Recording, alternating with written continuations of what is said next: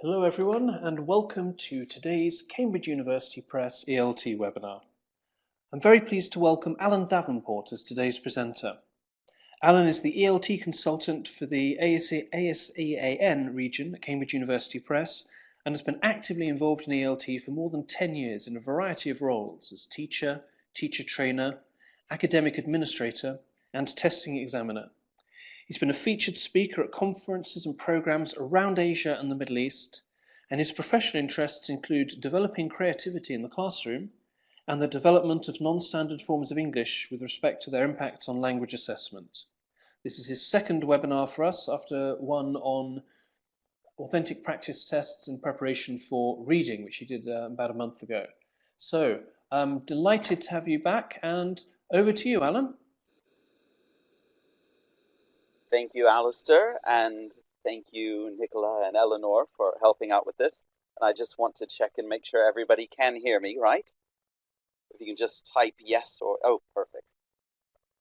Well, as Alistair has mentioned a couple of times, this is the second webinar in somewhat of a series. And don't worry if you haven't seen the first one yet, but I will say that I do hope that this will inspire you to go back and look at it, because I am going to just kind of jump right into the content of this webinar. There was a lot in the first one that kind of gave a lot of foundation and reasonings in general about authentic practice tests, and I'm not going to necessarily repeat that now because this is part 2.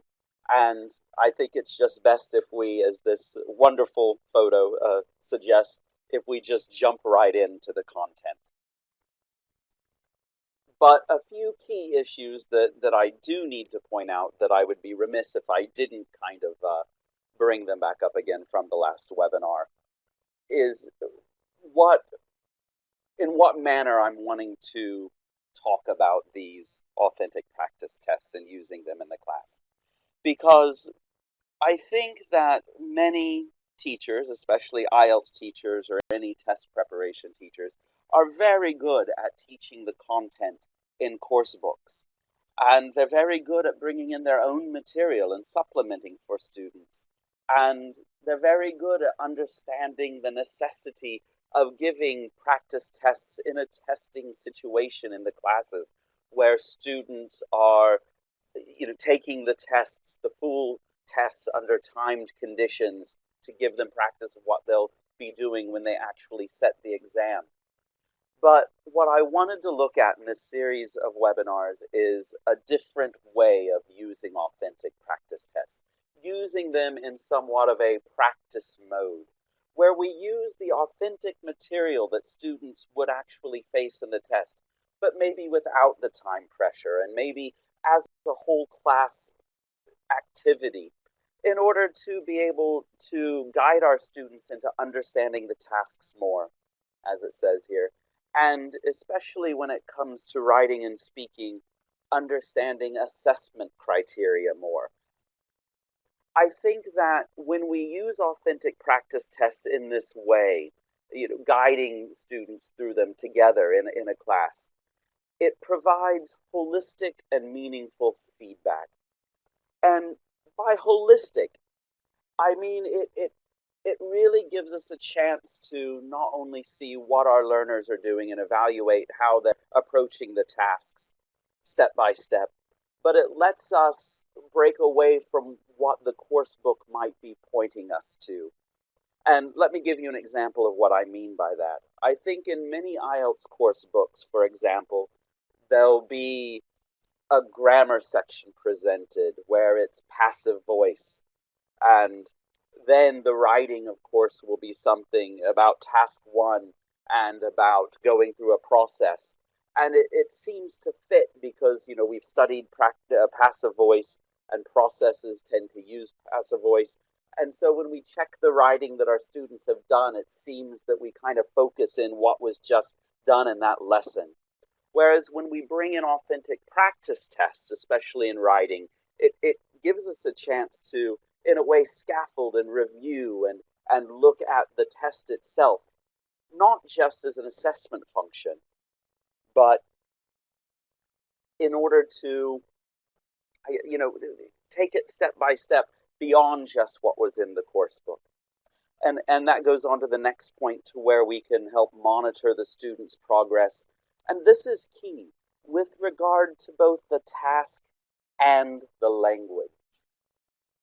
And my key idea, and the big turning point I had in my own practice when I was teaching IELTS, was when I discovered that it was really, really helpful for my students to have a course book, but to also make sure that all of my students had the same book of authentic practice tests.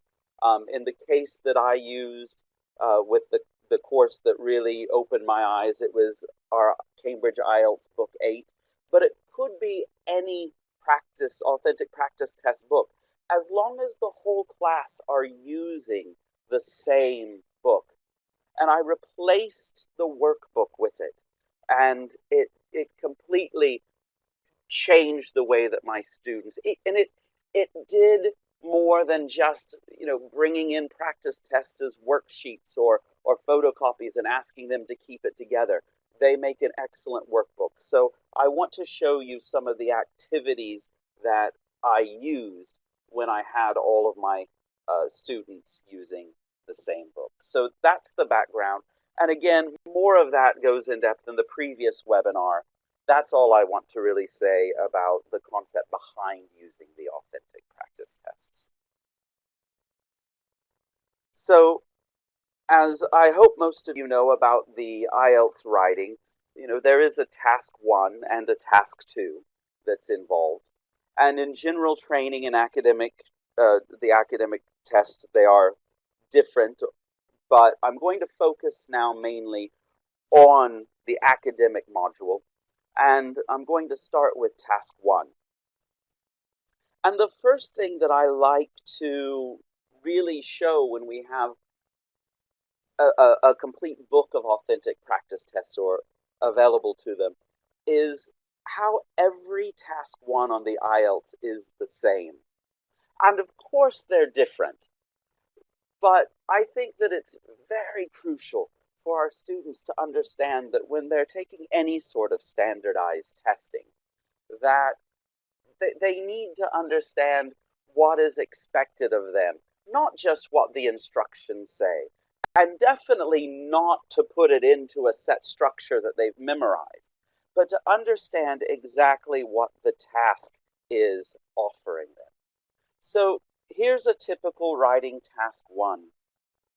And the things that your students will notice that will be in common on all of them is that they should spend about 20 minutes on this task, and that they are told to write at least 150 words. But what I would also point out to them is that at each and every page of those authentic practice tests that are current now, they're asked to summarize the information by selecting and reporting the main features and make comparisons where relevant. And this is where I really like to tie that into the public band descriptors, which I share with my students. And if you're not familiar with these, it's something that I think that students really need to understand is how they're going to be evaluated on the IELTS. This is freely available from the IELTS website itself, IELTS.org. And the writing tasks in IELTS are evaluated in 4 different ways. They're evaluated for task 1 over task achievement, coherence and cohesion, lexical resource, grammatical range, and accuracy. And today, I'm not going to focus on the final 3 because I think, again, those get covered very well with IELTS course books and in IELTS courses. But what I want to look at is how using authentic practice tests can really, really help our students with task achievement. And in my experience working with teachers and helping them help students with the IELTS, this is something where not enough attention is really put into. I remember when I was learning myself how to teach academic writing, and the tutor who was instructing me said, make sure your students always remember the first rule of academic writing. And the first rule of academic writing, according to my tutor at the time, was make sure you answer the question that was asked, not the answer you wanted it to be. And I think that that sums up where I see a lot of people making mistakes on the IELTS writing, both with task 1 and task 2, is that they have this idea of what the structure of a task 1 should look like, and they try to make it fit. Or they have the idea of what an essay must look like, and they try to force their ideas in this structure. And I think using authentic practice tests in a meaningful way can really break students out of that shell. So the first thing I do is I try to make sure that my students understand what is meant by task achievement. And by the way, this is different in task 2, where they call it task response, but we'll talk about that a little bit later. And in task achievement, when I'm looking at the public band descriptors, I think students tend to look at band 8 or 9, but that doesn't really help us try to figure out what's expected from students. I think what really helps us understand what students need to do to achieve the task, we look at bands 5, 6, and 7, the descriptors of what's going on there. And I think when we look at what it says, for example, band 7 for A, which means academic, presents a clear overview of main trends, differences, or stages. Whereas 6 says presents an overview with information appropriate selected. And 5 says recounts detail mechanically with no clear overview. We can really point out to students some mistakes that they may make when it comes to task achievement. I frequently have students who think that they're writing a good overview because they'll write overall, and then they'll write something that is very mechanical and has no data to support the description. And they feel that because they wrote the word overall in their writing that they've achieved band 7 or band 8 when it's still mechanical. So I think when we look at bands 5, 6, and 7 with task achievement, we can have students actually elicit the do's and don'ts. For example, I think when we look at bands 5, 6, and 7, the don'ts that pop out tell us, don't confuse key features with detail. And again, I don't know about your practice, I don't know about your classrooms or your students, but this is something that I find students tend to gloss over too quickly when they're learning about the IELTS or how to achieve the test. They focus a lot on grammar, they focus a lot on learning 500 words that mean go up and 500 words that mean go down, but they don't really look at analyzing the graphic to look at the difference between key feature and detail. Again, don't be unclear. Don't include irrelevant items. Don't be repetitive. And if you look at the task achievement in bands 5, 6, or 7, it's mentioned twice not to be inaccurate. And that tells me, somebody who can read this, this band description of how much accuracy is important. Don't be mechanical, which I think does make students' IELTS scores lower than what they thought they would be, because they'll look at a line graph, let's say, and they'll just start from left and right and go up and down very mechanically. Don't focus too much on details, and don't be inappropriate. But along with trying to get students, and I would ask my students to look at bands 5, 6, and 7 and try to elicit some of the things they shouldn't do. If I have lower level students, I'll ask them, just to elicit, and we'll try to understand maybe the flip side of what they do need to do. And in order to achieve the score that they want, they do need to present, highlight, and illustrate key features clearly and appropriately. And so one thing that I think that authentic practice tests do so well that we can guide our students into doing is helping to understand what is meant by key features. And also do present a clear overview of main trends, differences, or stages. I want to try to demonstrate what I mean now, and we can jump into the activities, because this, I think, is the fun and interesting part of the webinar, I hope. This is a task from the authentic practice material that we offer at Cambridge. It comes from the book 8. And I like this because I think that sometimes our students, especially if they've studied IELTS on their own, if they've gone to a lot of websites, they really get into the idea that it's all about line graphs, that it's all about using language of approximation, and it's all about, like I said before, strong increase, gradual decrease, and learning these sorts of language. But what I really, really want to try to get across is that all the rules apply to every kind of writing. So what we have here are some diagrams that show the stages and equipment used in the cement making process and how cement is used to produce concrete for building purposes. And I'm going to go ahead and show you now the diagram.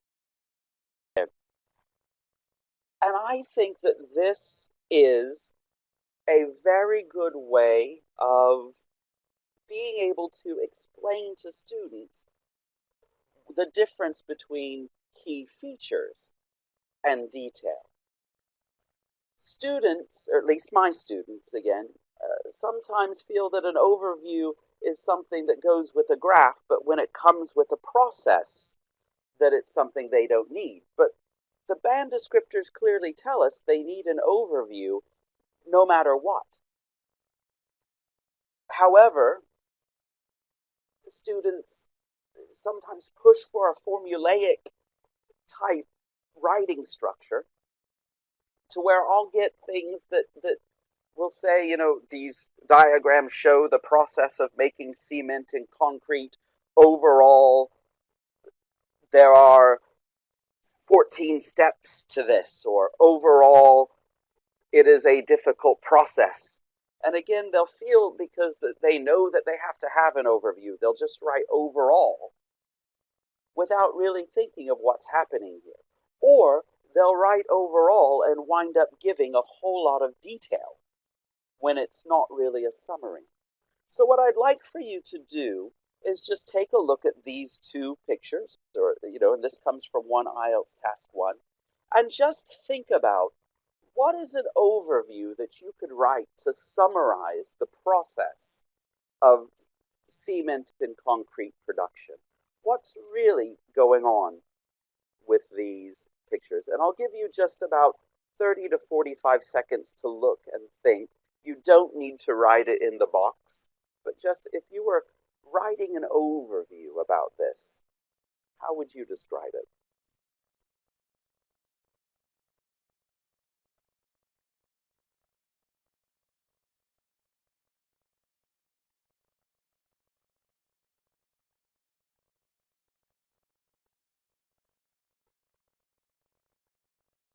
If you want to get brave and type one in the box, you certainly can in the chat box, but just have a look.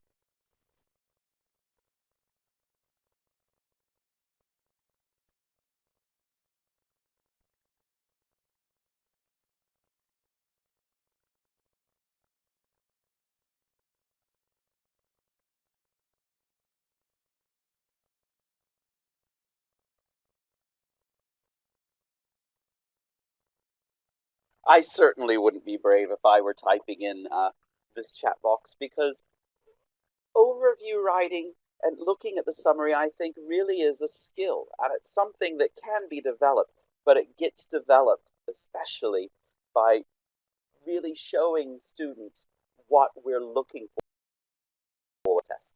And again, too many times I think we just will give something like this to students, time them for 20 minutes, ask them to turn it in, give them feedback. We'll say, okay, you said overall, we'll give them some feedback on the vocabulary, we'll check for passive voice, and that will be it. When really a lot of getting the task one accomplished is writing an overview. I'll show you mine. And this is what I think is a good overview for this. The diagrams show how limestone and clay are combined to produce cement, which can later be mixed with water, sand, and gravel to make concrete.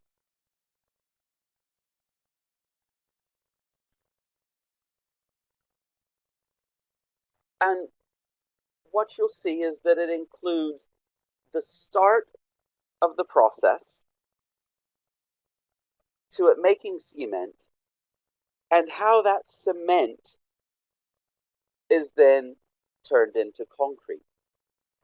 It divides it up by the stages and tries to find kind of the way that we can divide it up logically.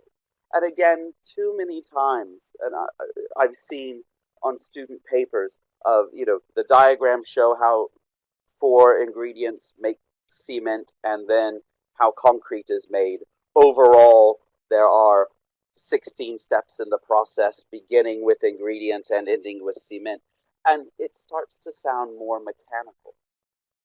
And I think that when we look at the practice tests, we can really get beyond these patterns that students feel that they need to write in, and teach them that just writing overall or it can clearly be seen does not mean that our students have written an overview.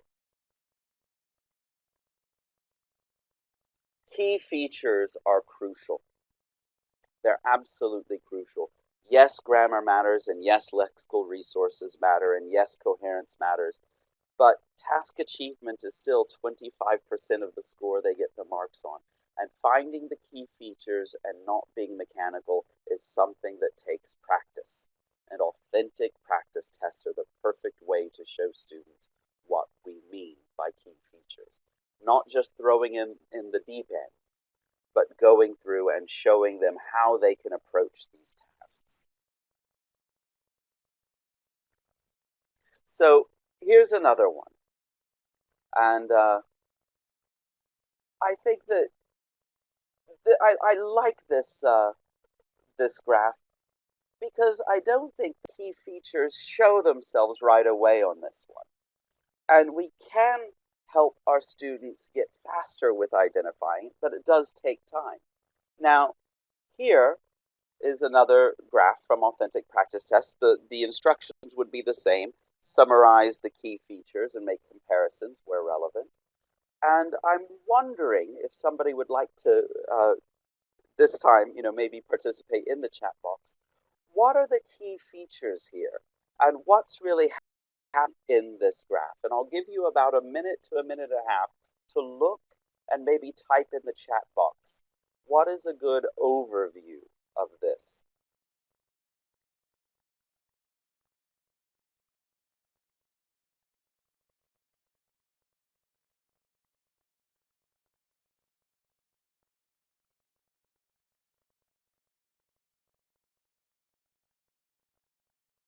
That's right, Alistair. What's really happening in the graph?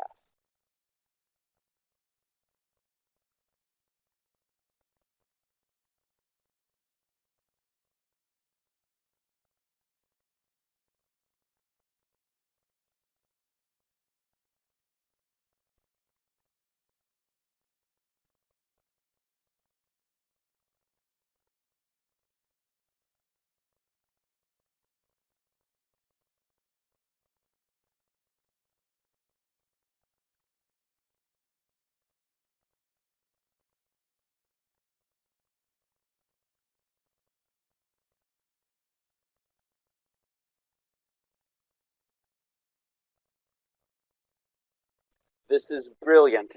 You all are wonderful because you're doing exactly what my students would do.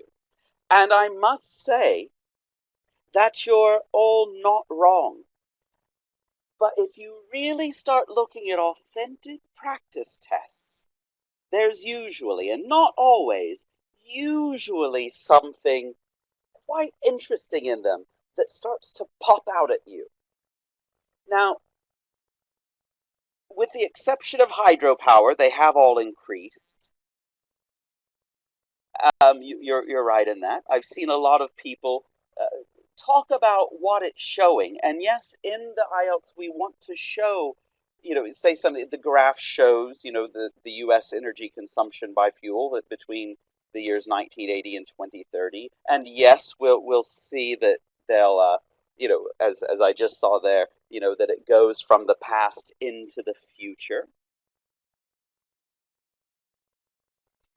But let's take a look at something really quickly. I've got three things that are kind of scrunched right down at the bottom. And then I've got, there's a break, and then I've got three at the top. At the bottom I have hydropower, solar and wind, and nuclear.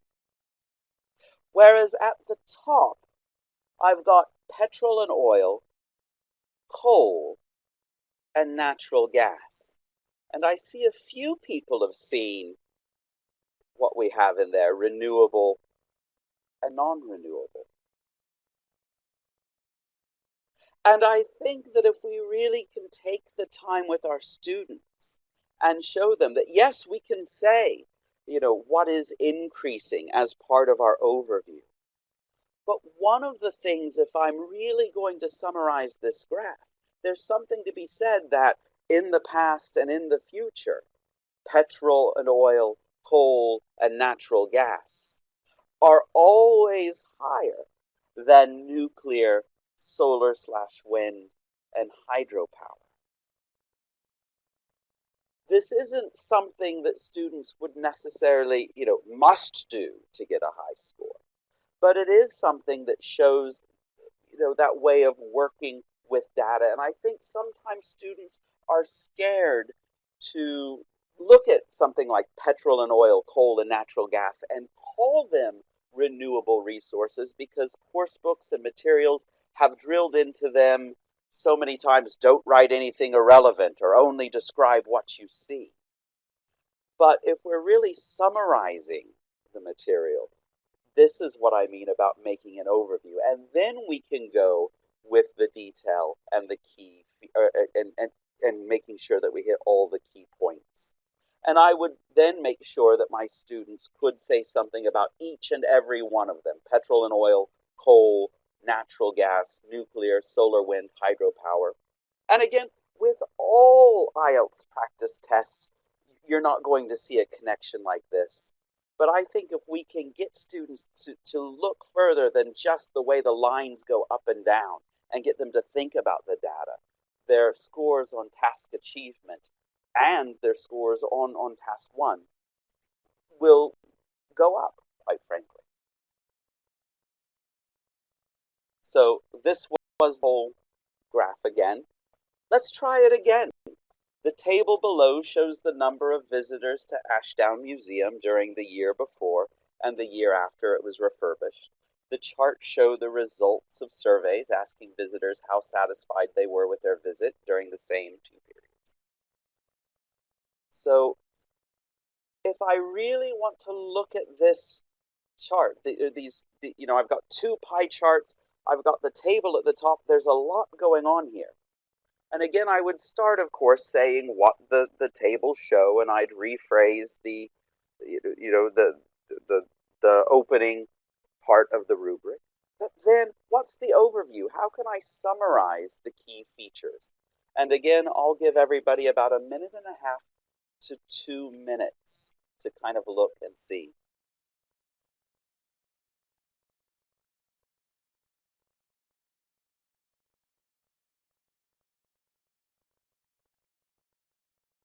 And I have one that says the impact of the refurbishment on the visitor satisfaction. And I'll say that tells me what the graph shows. But does it give me a summary of the data?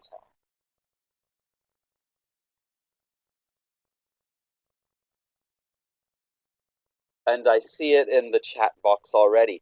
The charts show that the refurbishing improved people's satisfaction with the museum.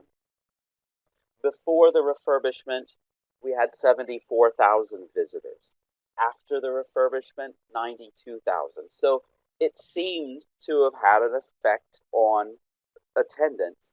But most importantly, if we look at the year before refurbishment and we look at who was very satisfied and satisfied and add up those numbers, they come up to 45%. Whereas with the year after refurbishment, if we look at who's very satisfied and satisfied, it's gone up to 75%.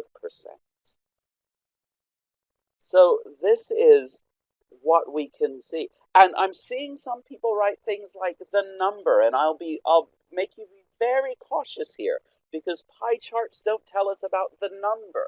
They're telling us about percentages. And we do want to caution some of our more advanced students not to get too clever with it. I've had students who have done the math and said 35% of 72,000 or 30% of 74,000 would be this much, and 75% of 92,000. I mean, it's not a maths exam, and they only have 20 minutes to write it. So we don't need to go too deep into it.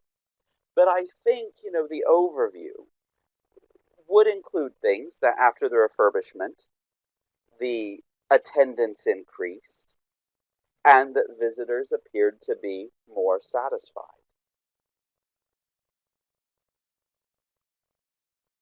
And again, when I have authentic practice tests, I can show that, again, although the tests are different, they're still the same.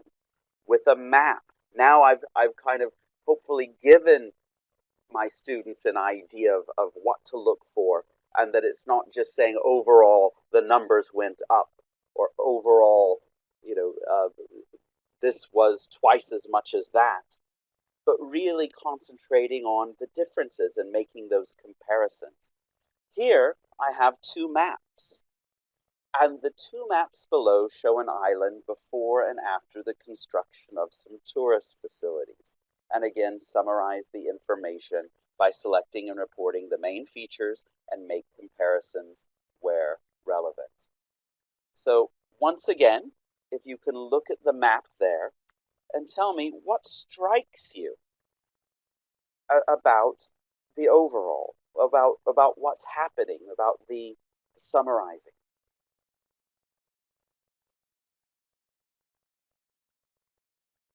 I see that maps are sometimes, from Muhammad saying it's difficult in listening. That it is, but I think it's even more challenging sometimes in writing, especially when our students have practiced with 300 line graphs, and then they go to the day of the test and they're faced with a map that looks like this.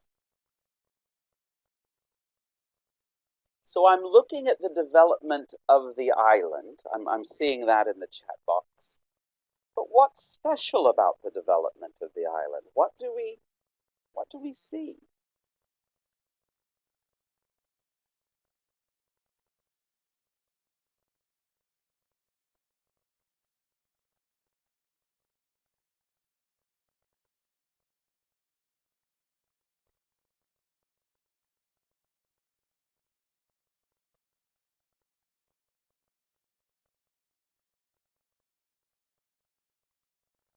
Now interesting, because I see somebody in the chat box has said, the first one is just a piece of land, but the second one is constructed. And I think, a good overview would mention that, obviously there after the construction it has been developed. It has been developed for the purposes of tourism.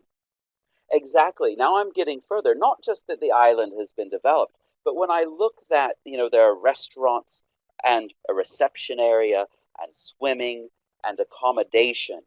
What am I not seeing? I'm not seeing apartment complexes I'm not seeing,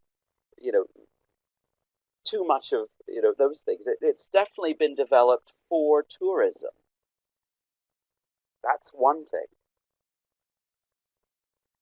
But one thing I've learned about standardized tests in general, not just the IELTS, but standardized tests in general, everything is there for a reason. Now, here's something that I would have my students do. In both pictures, count the number of trees.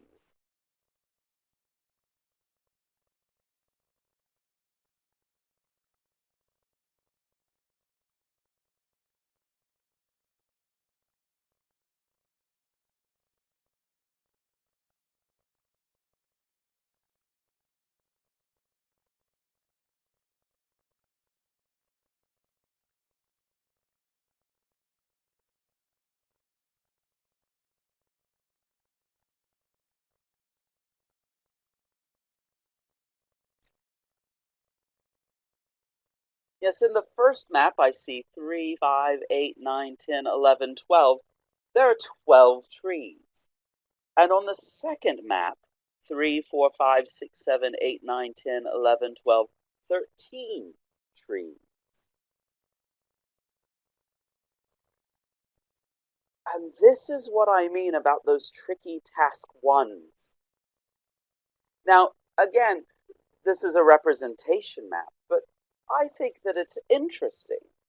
And I think something that would really wow me as a great summary would be if somebody could mention that, two things to summarize.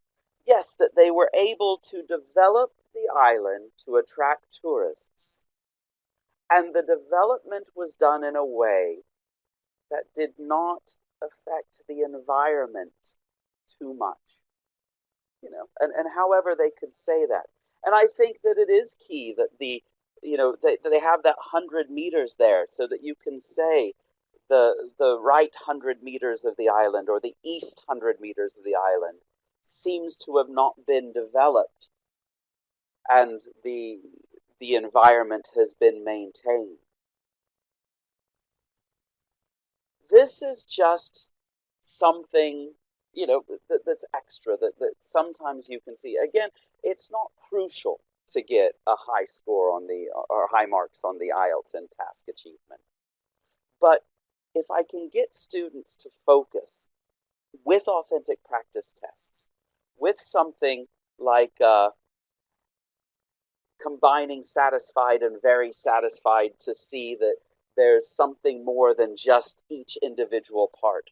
Or if I can get them not only to see that development, that there has been an increase in development, but an increase of development with tourism and keeping the environment intact as much as possible.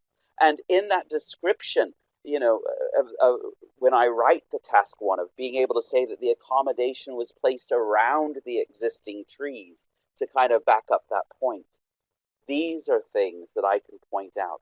And again, if I'm working together with a class as a whole, they tend to do exactly what you guys did in the chat box, getting some ahas.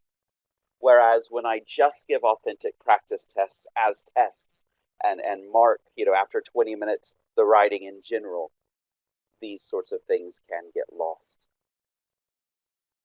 If you want to kind of bring this out with students more gradually, if you want to, give them a better idea of seeing or focus on things, one thing that I like to do was make tricky true-false questions with the task one.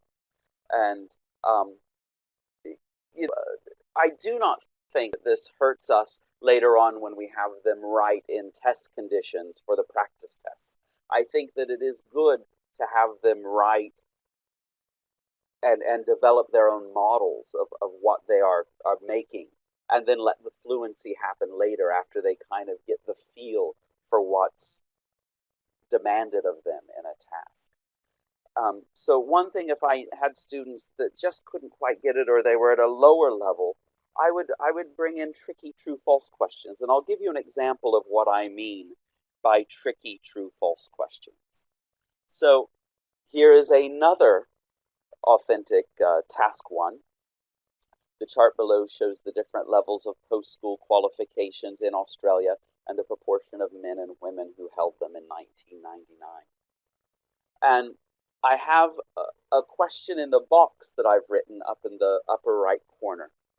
And without saying why, I would like for you in the text box to tell me if you think what I've written is true or false. And I've written the number of males who held a skilled vocational diploma was higher than the number of males who held an undergraduate diploma.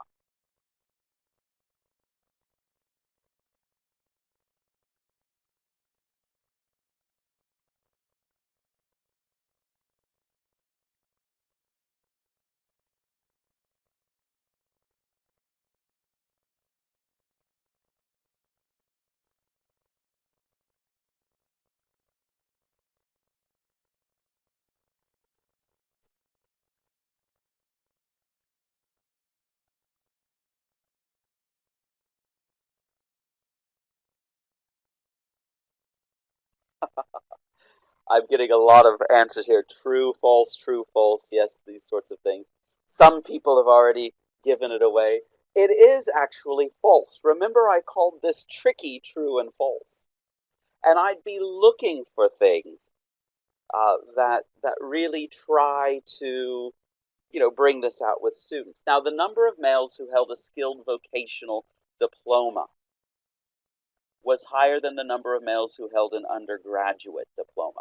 Well, if I look at the two bar charts for males, it does seem that the skilled vocational diploma goes further to the right than the undergraduate diploma. But nothing in here is talking about number. We're talking about percentages. And I think that this is a way we can really get students to focus on what is happening in the graphs. And again, this is what I would do if my classes were a bit at a lower level. If they're around the IELTS 4.5 and they're looking to get a 5.5 or a 6, they're not going to be ready to talk about, the satisfaction of the museums or counting the trees. They're going to need a little bit more gradual step by step of understanding the data.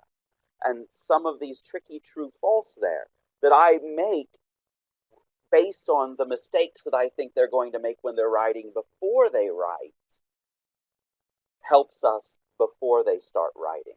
Again, before we throw them in the deep end of just saying, write this for 20 minutes and then we'll check. Here's another one. True or false?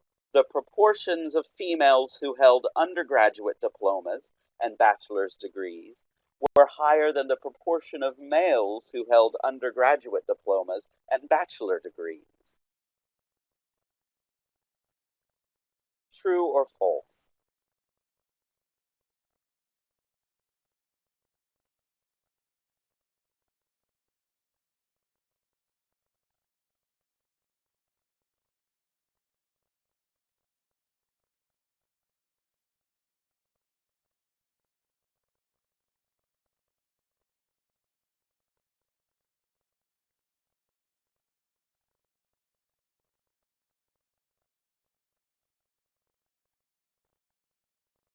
And I'm getting most people saying it is true. And it is a bit wordy, and I could then maybe talk to my students about, although it's true, was this the easiest way to make sense of the data? Is this the easiest way to explain what's going on? And again, there's a sense of authenticity to this because of the way that the practice tests are being used. And this is something that I can do as a teacher, bringing in a practice mode. Because when we're talking about proportions, when we're talking about percentages, that teaching students not to confuse it with number is crucial, because again, if we remember on the things that we can't be, that the band descriptor showed us, we can't be inaccurate. We can't be inaccurate.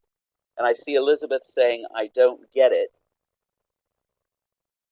But I think yeah, what we're going to have to do is we'll say the proportion of females who held undergraduate diplomas, that large black band, and bachelor's degrees, both of those were higher than the males who held undergraduate diplomas and bachelor's degrees. In other words, in both categories, the female proportion was higher than the male proportion.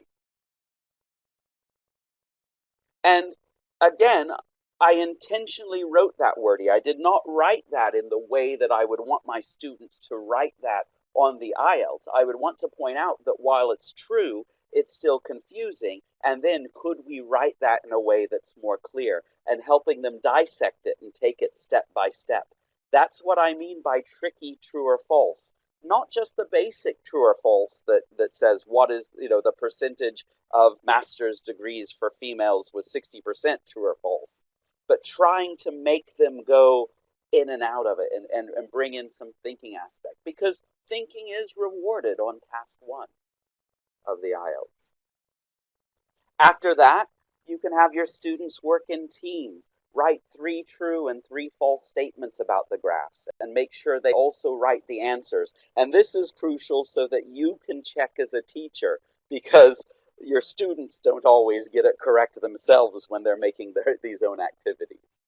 And then you can combine all the group's answers together and have them ask and answer questions to the other groups. We're doing this in an IELTS class. It's good to make it interactive and bring the tests off the page. Ask them to include a real summary and a fake summary, if you like, and see if another group can say which one's the best one and which one's not. I know many teachers who frequently ask students to brainstorm together before writing answers. I think that we could also ask students to brainstorm together before we write task 1. For students who need even more support, one thing that I really enjoy doing are dictations. And when I bring in these dictations, I take them from this classic book, and I'll try to give you an example of what I mean here. An example, a dictogloss. I might, before I even show a graph to the student that's in their book, I might read a model answer to the students twice, slowly but purposefully, and allow them to take notes. And I'll do this without them seeing the illustration, so they're taking notes based on what I'm dictating. And I may even do this paragraph by paragraph and letting them compare in pairs and try to reconstruct the text. And then, after I've read it twice, I'll show them the actual graphic, or I'll tell them to open their books to the page with the graphic, and using the notes that they've reconstructed from the model answer that I've made, plus the graphic in front of them, to try to create the text. What I want students to do when I'm using authentic practice tests is I want them to make models of their own. It's something I call models of their own making, to where they come away with a model answer that would get them roughly the score that they're hoping to get, that is used of their words, not just necessarily copying the model answers from a course book or the structure from a course book, but helping to find their own voice in writing. And I think that that's something, that dictogloss activity that's here, really, really has done wonders, especially if students need extra support. And I might read it just from what's in the back of the book. The graph shows energy consumption in the US from 1980 to, and I've highlighted this here because I would change it to 2016, and projected consumption to 2030. And I would read this slowly and let them take notes and then show them and have them reconstruct it. The dictogloss really does a good thing of not only bringing in the language, but guiding them through the structure and what's expected of them. And again, that of course went with our graphic here. I want to move quickly and turn to task, not spend as much time with it, but I do want to say authentic practice tests allow us to talk about writing before we put pen to paper, not just understanding the prompt, but understanding the task. For example, here's a prompt that comes from the authentic practice test. Happiness is considered very important in life. Why is it difficult to define? What factors are important in achieving happiness? and students may not achieve a high band. One, because they might be trying to make their writing fit into a set structure. We are not doing our students a good service if we let them think that every question is an opinion question. And I guarantee there'll be somebody who writes on the tightly agree that happiness is very important. I try to be happy in my life all the time. We should all be happy and not be sad. And think they've answered the question. But really making sure that they know that their outline comes from the task itself. You'll have some students who don't fully answer both questions, who maybe focus on only one part, and that will hurt them in task response. Or what really happens is if you look at that third question, what factors are important in achieving happiness? I'm looking for more than one. And, if a student writes the single greatest factor in achieving happiness and they only write one, well, they didn't answer the question. They answered the question they wanted it to be, not the question that was asked. So beyond just understanding what happiness means and how we would go about answering it, making sure we understand what it's asking of us is something that the authentic practice test can do. And this is what I like about our materials. This comes from our newest one, IELTS 11, and it has 3 completely different prompts. And we can discuss, before we even look at what comes before them, what is needed to complete the task. We can discuss with students what the differences are between do you agree or disagree, and to what extent do you agree or disagree. And in there, one of them is more binomial. It's more yes or no. Do you agree or disagree? Yes, I do. No, I don't. Whereas to what extent do you agree? You could be 100% either way. You could be in the middle. You could be 60-40. That's important to let our students see how that works. Or being able to look at the differences between what does this cause and what are the solutions versus what are the causes and what are the solutions. And being able, like I said, not just to focus on the beginning of the prompt and the subject in our thesis, but what the actual test is going to ask us to do. Authentic practice tests make it really great to do that. Another thing that I believe is not used enough with authentic practice tests are the students' writing samples that are in the back of the book. Here is a writing task 2 topic. Some people claim that not enough of the waste from homes is recycled. They say that the only way to increase recycling is for governments to make it a legal requirement. To what extent do you think laws are needed to make people recycle more of their waste? And instead of brainstorming, I might show people this, or I might show my students this. This is the sample answer from the back of the book. And use it to discuss how the students feel that this student has answered the question. And when I give this one, most students will look at, it started with nowadays, it says tons of waste, it says in conclusion, all of these things, it kind of looks like it should get a high score. But then we can talk about what score the student got and the reasons why. And we can bring in the language.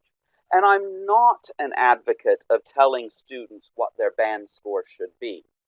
But I am an advocate of letting students see this, look at what they feel that it would be, then looking at what an examiner has said, and discussing about why this may not have achieved as high of a score as they thought it would have. I sometimes have my students work together to improve the sample student's writing, not with their own ideas, but to make that student's writing better. I would use the language from the band scores to give my student guidance, but I wouldn't give them their exact band score. And one key thing about group writing well to be able to give in-depth feedback. But when I did group writing, everyone had to write the same thing together. It took time, but remember, we're doing this in practice mode. So I was a big fan of group writing with this, where everybody is writing the same thing, not where one person is writing and the other three people are just sitting there watching one person do all the work. Grammar and vocabulary come in through what my old master's professor used to tell me: good writing is rewriting. We develop models by having them look at their ideas, flushing out their ideas, and keeping a portfolio where they can see their improvement. And again, that's where having a group of authentic practice tests really helps. I would encourage my students to rewrite until it became, sorry, it says because, should be became their own model. They would rewrite their own drafts in a notebook using the previous drafts as a guide, and I would use correction code and answer questions, but I wanted them to form their own voice. And I never was worried about them memorizing answers before doing a practice test under the actual exam conditions. I would either bring in a new rubric they haven't seen, or I would, quite frankly, use it to encourage fluency. And I think Paul Nation on his website, if you know Dr. Paul Nation, he's got a lot to say about written fluency, and he's written an article called The Four Strands, which is amazing, and his name is Paul Nation. And I'm going to be talking a lot about him in the speaking webinar that's coming up. So keep tuned for that. But looking at what we want them to say and letting the fluency come second, it works, or at least it's worked with my students. So again, you know, this has been, hopefully I've shown you how we can actually use authentic practice tests as more than just timed tests that we have them write and then give them feedback on, how we can go through as a process. And you know, we have them in book form, we have them for the academic and the general training module, and IELTS practice tests are even available in the test bank as more of a digital computer-based form if we want to do it that way. It has the same idea that students can do it in a practice mode or a test mode, and both are important. So again, I'm just putting this up there so you can see the catch-up pages, and if you want more of the background on authentic practice tests, again, I went more into detail on the reading part. And I know I kind of went fast with that, but I had so much I wanted to hopefully get across to you. And I think that that's a good point for me to stop right now and see if there are any questions about using these authentic practice tests for writing development. So thank you all very much for your time. And Alistair, for the questions and answers. And thank you, Alan. We've got, that's really interesting, so much there. Got a question from Erica Kiss, who asks, should students avoid talking about numbers when the chart deals with percentages, even if the numbers follow easily from the data in the chart without any complex maths? That's not going to have an effect either way. You know, as long as it's accurate is the thing. What it's not going to do is I don't think that an examiner is going to look at it and say, ooh, they were clever. They did the math and knew that, you know, 10% of 40 was 4, so they wrote that the number was 4 instead. I think that generally there's a lot more going on, and there's probably something that time could be better spent seeing if there's some sort of connection, like what we looked at with renewable and non-renewable resources, or with satisfaction that might be displayed, that they might be missing just because of that. So I don't think that it's something they should avoid, nor something that we should encourage them to do. Again, as long as it's accurate and they've summarized and made comparisons where relevant, that's what I'd be looking for. Thanks. So they're essentially not going to get any extra credit for getting it right. And I guess if they get it wrong, and that leads them actually to make a mistake in the answer, that they're risking losing marks potentially. That's correct. And full disclosure, I'm a former IELTS examiner, and I have to be careful of what I say just because of the but I would say that's a very good summary. I mean, it would be something that wouldn't help as much as it could possibly hurt. Yeah. Okay, thanks. Got a question from KP Wee, who asks whether it would be a good idea to highlight for students technical terms like proportion, rate, number, length, etc. I think depending on the level that they are, I always like to do the tricky true false because, you know, I felt like once I tricked them with it was a mistake that they didn't make as often. Whereas if I just highlighted and said, remember this one's number, remember this one's proportion, you know, they might rely on me too much to tell them what it was, and may not develop it as much. So I kind of want to, in a jovial game like fashion, get them to see and pay attention for themselves. But I think that that's something that depends very much on the level of your students. I hope that it was clear today that what I do with the students who are in the 6.5 to 7.5 range would be different from what I do with students in the 4.5 to 5 range. But I would still try to use the authentic practice test to help their development beyond the course book. Great. Well, thank you very much, Alan. I'm afraid that's all we've got time for today, but we very much hope to have Alan back to do webinars on the other two sort of key skills in the next few months. We've also got another webinar coming up later this week. On Thursday, Kerry Jones will be taking us through the practical stages of setting up, creating and feeding back on student video projects, looking at ways to maximize language use and practice and make the most of students' knowledge and experience as digital video consumers. And you can sign up for that on our events page, which I'm just going to paste into the chat now. And don't forget that your certificate of attendance will be sent out automatically later this week, so you don't need to email us about that. That will be sent to you automatically. And if you've missed any of our webinars, we will post them onto our YouTube channel and on our blog, so you can catch up with them there. So you can sign up for the link I've just pasted into the chat. You can catch up on other webinars using the URL I've just this moment pasted now. So that's everything, except to say thank you very much for attending, and thank you most of all, Alan, for another excellent session. Thank you very much, Alan. Thank you all.